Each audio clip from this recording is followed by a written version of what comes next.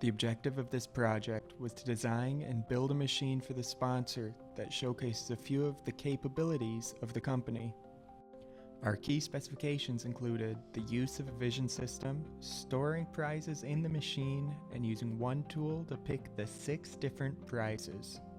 We incorporated a robot-mounted Keyence CVX vision system to identify and locate the giveaway prizes in the respective pick location. The chapstick, chargers, and golf balls are all fed into a central picking zone for the camera to find them. The stickers are stored in a magazine to ensure a repeatable pick location for the lightweight prize.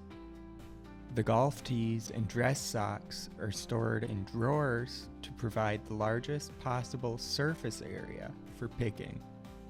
Because of the various geometries, a single vacuum cup was chosen as the end of arm tool.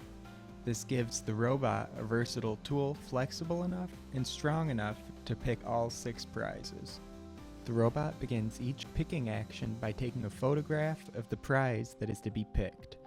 The camera sends the location of the item to the robot, which will grab the part and bring it to the robot's home position.